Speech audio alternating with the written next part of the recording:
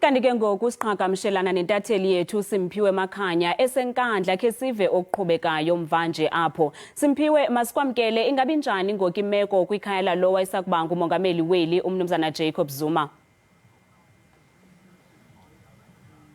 Lesa ngibingelele kuwena bese ngibingelele nakumbukeli ekhaya ngisho ukuthi cha ke namhlanje kuthule futhi kunozinzo ngaphandle komuzi wayelo umongameli wezwe lapha eNingizimu Afrika umnumzane uJacob Zuma. Izithombe ke ezihlukile lisa lezi ezivela namhlanje kunalezo ebesilokhu siyibona kusukela ke kuqaleke izinsuku ezinhlanu ezedlule nalapho khona bebelokhu bethutheleke njalo abeseka umnumzane uJacob Zuma bezoqhinqa la ngaphandle kwakhe bezotshengisa ke ukumeseka ngeindlela ezahlukahlukene. Njengamanje ke lisa abantu abakhona la yilaba esingabachaza ukuthi ke bamalungu eMKMVA ekusukela ke babakhona kusukela ngoFebruary kulonyaka uqala bezoqhinqa la belokhu beshilo ke nabo ukuthi bazoqhubeka nokuhlala la ukuzovikela umnumzana uJacob Zuma ukuba angalibhadi ejele.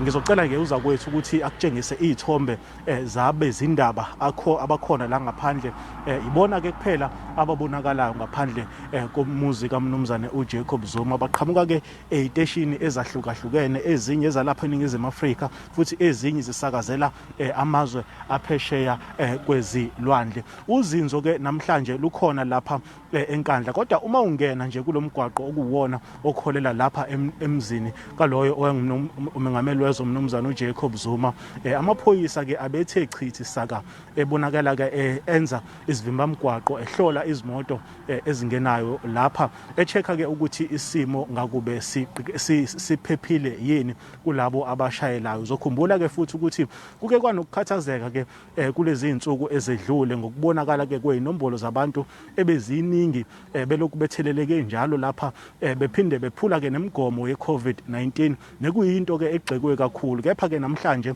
kuthule. Ngicabanga ukuthi imbangela yalokho ukuthi wonke amehlo namhlanje athe njo lapha enkantolo ephakeme yaseMgungundlovu ukuzokuzwa phela ukuthi sizothini isinqumo sejaji malungana ke nesicelo sakhe umnumzane uJacob Zuma sokuba kuhoxiswe lencwadi eyalela ke ukuba aboshwe ekhishwe ke isingathi inkantolo yomthetho sisekelo. Njengamanje ke isimo lapha ileso ukuthi kuthule, kepha ke umsebenzi ke osusalele ke abaholi lapha ekakhulukazi beANC esifundazweni ikona ke uqinisekisa ukuthi labo abathathwa njengokuthi bona bagqugquzele ukuhlangana kwabantu lapha ngaphandle komnumzana uJacob Zuma bathathelwe izinyathelo futhi baphinde baphenywe njengokusho phela kwaloyo oliphini likanobhala jikelele weANC unkosikazi uJesse Duarte kwesithangamini ke SABC Iindaba asanda kusingatha esanda kusizwa nathi njengoba sila